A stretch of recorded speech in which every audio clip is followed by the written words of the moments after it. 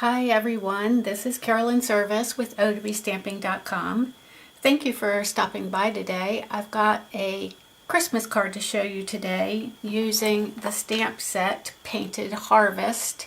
So I'm using part of the flower image that you get in this set. This set is actually very versatile. It can make just about any color of flower that you could dream up. These are just somewhere I've been playing. But today, instead of a flower, we're actually going to make a Christmas wreath. So, just to give you a little disclaimer here, the ribbon that I've used on this card is not current ribbon, but we have some current ribbon that would work perfect with this card. I just didn't have any in my ribbon stash, but it is found on page 198, and it is this 3/8 inch stitched satin ribbon in the garden green, so that item number is 144181. It would work perfect with this card, and I wished I would have had some, but I didn't, so I substituted this. But the way this card works is you untie it and then you open it up like that. There you go. It's called a gatefold card. I've heard some people actually call this a double gatefold card, but that's how it works. Then the ribbon comes around and ties at the side. So let me show you how, step by step, how I made this. So first, my supplies include a piece of 5.5 by 12 inch ribbon. I mean, cardstock. I've got that ribbon on my mind. And then we're going to score it.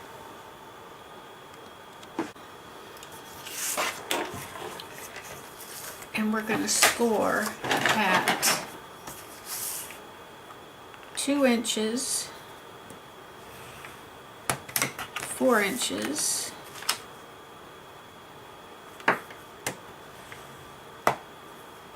8 inches,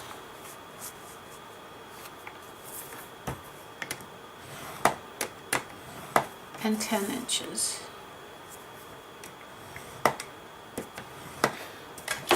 Okay.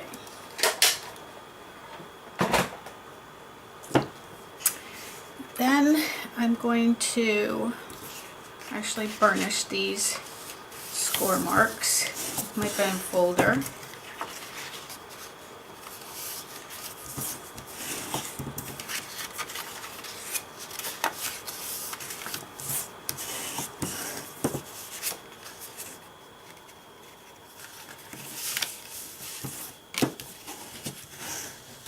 So you can see I have burnished these two coming this direction,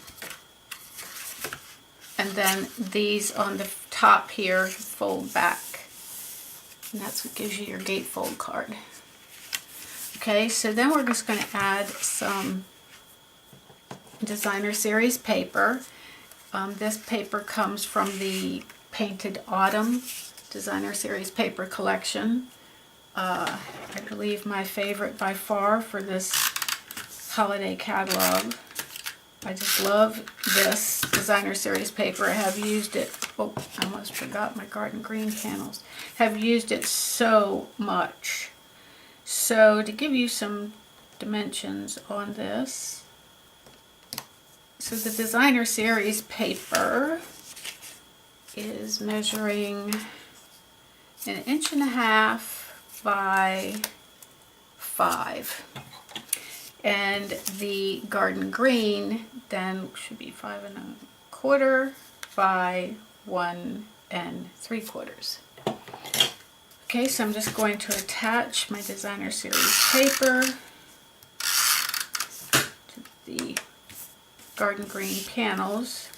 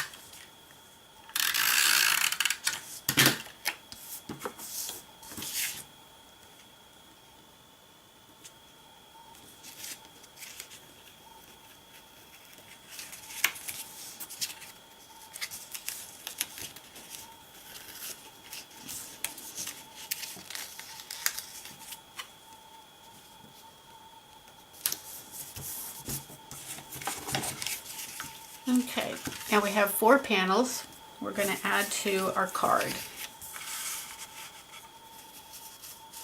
And I am actually going to use some fast fuse for this.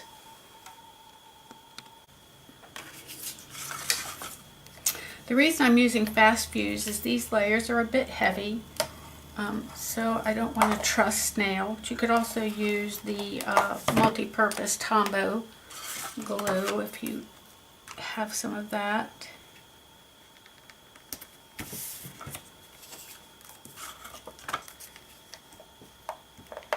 With the fast fuse, just remember when you get to the end, I always just give it a sideways check.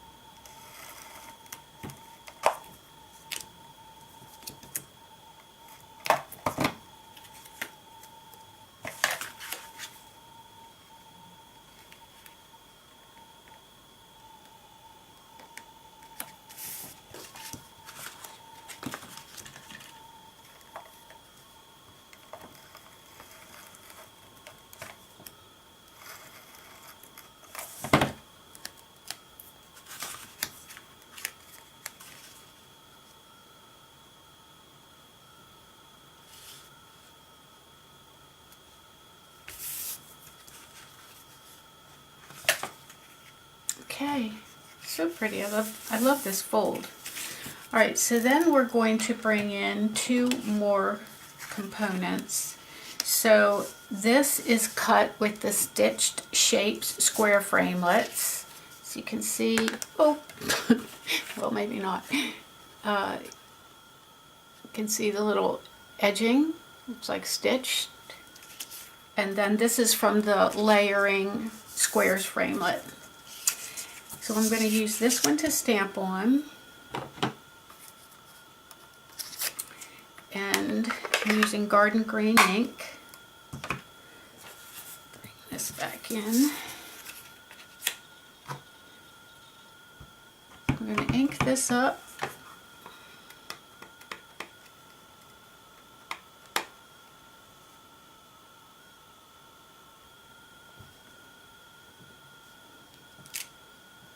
Then I'm going to ink it again, and I'm going to turn it, and I'm going to also stamp off a piece of scrap paper under here. There we go. So I'm going to stamp off, and then I'm going to put this here. And there you have a very cute wreath. Okay, I'm going to bring in my red, real red. I'm going to add my greeting, Merry Christmas. Now this Christmas greeting comes out of the Star of Light, a Christmas stamp set that's in the annual catalog.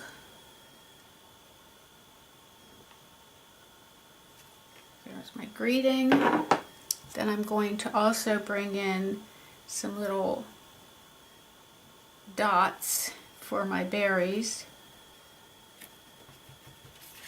And I try to position those where the ink is a little bit, it's not quite so inked in that one section, and that way they hopefully will show up good. I think I want one there. Oop. Put that one a little bit strange place, but it'll work. Actually putting a few more on this one than I did on my originals, but it's all good. Okay. And I'm going to mount it just using my adhesive. Actually, there's an open pad here. Let me close that real quick. Maybe there. better about that. Okay, so this is just going on with adhesive. It's nail adhesive.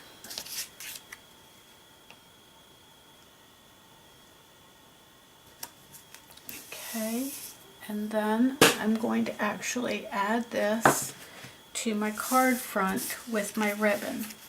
Now, what you want to remember when you get ready to add this is to only put adhesive on this side.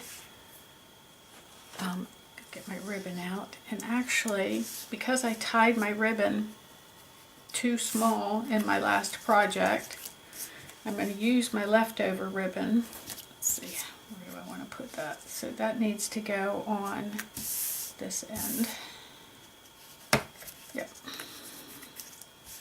So I'm going to use my heavier fast fuse adhesive, and I'm going to attach my ribbon there.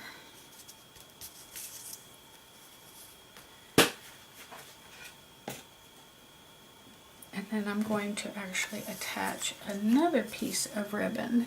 Now normally you could this could just be one piece of ribbon, but like I said, because I actually cut my ribbon wrong for the last project that I was doing, I'm just fixing a boo-boo. Okay, so when you want one long piece of ribbon, and I'll give you a measurement for that in just a minute, and then fast fuse actually on my ribbon. There we go. And you're just going to attach this to this side. So you can see I've only added my adhesive to that side, but I do want it to be right in the middle, so I'm going to bring it over like this so I can see that visual. I think that's where I want it. Okay. Alright, that works. So for your actual length of ribbon, you're going to want to have at least, I would say 16 and 4, 20 inches of the ribbon you choose to use. 20 inches. Okay, so now I'm going to actually bring this ribbon on my left side over to meet the ribbon on my right side, and I'm just going to make a bow.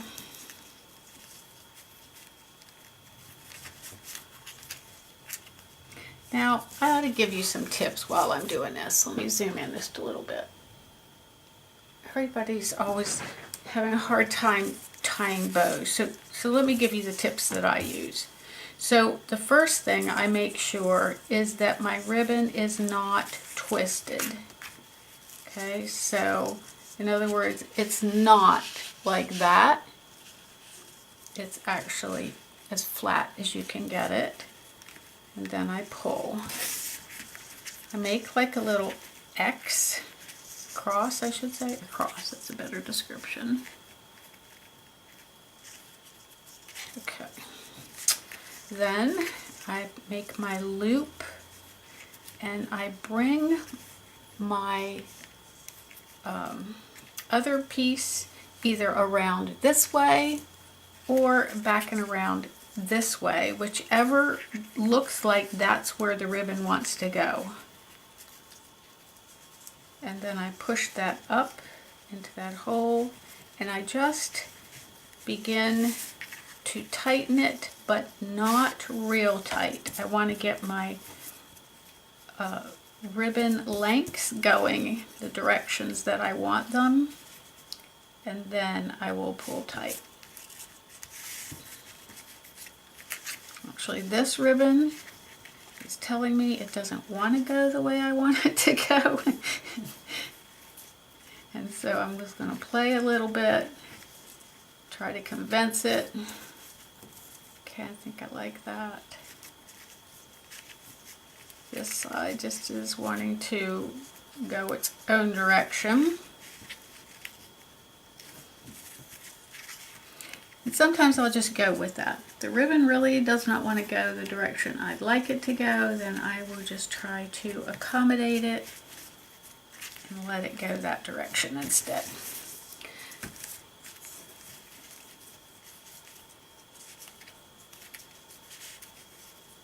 It's this piece right here that's just not going where I really wanted it to go.